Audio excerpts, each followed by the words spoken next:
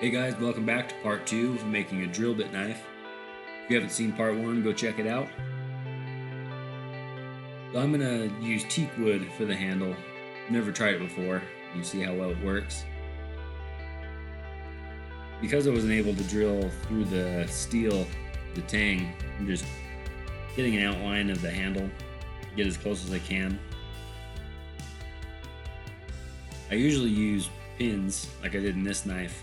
It gives it a good physical bond, and the epoxy gives it a chemical bond. It's really good to have both. I just wasn't able to drill through the steel.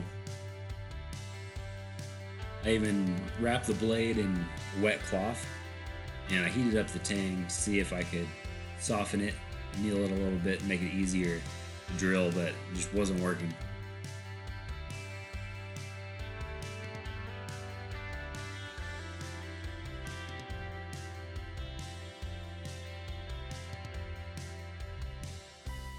I'm getting as much of this shaping done on the handle that I can before I actually attach it.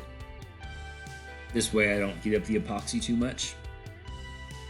If that happens, then there's a possibility the handle could come loose.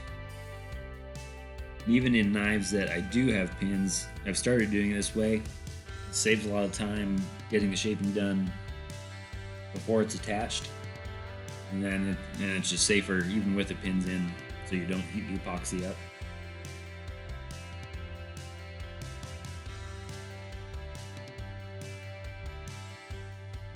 Getting the blade cleaned up as best I can before I attach the handle, because once it is attached, you don't want to have to worry about grinding a little bit too far and nicking the handle. I've done this before, and then you just have to start all over. I start with a 36 grit belt, and I switch to a 220, 400, and then a 600, and then I have a Scotch-Brite belt to really clean up the blade. This saves most of the hand sanding.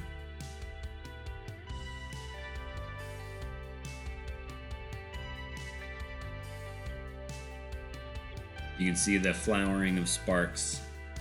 You can see that this drill bit is high carbon. Lower carbon steels, you're not going to see as many.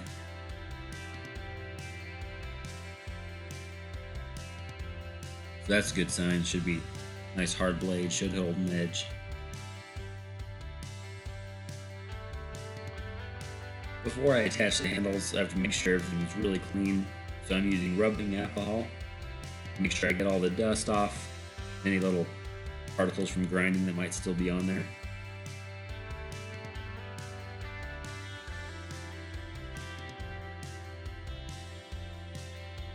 I'm epoxying the blade. It's a lot harder since I don't have the pins. The pins help hold everything together while I'm attaching it.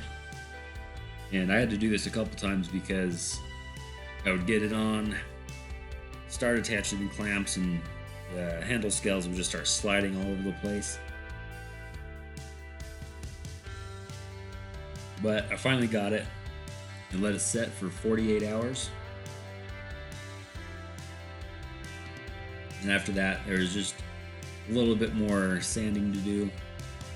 And I had to make the handle scales a little bit thinner. I didn't do that before. But I was really careful not to heat it up too much. I would take breaks, make sure it wasn't too hot.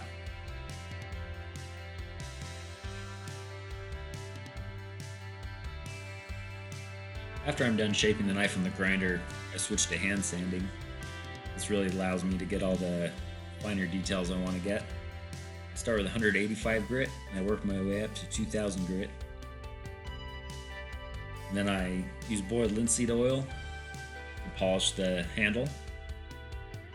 This really brings out all the grains that are in the wood.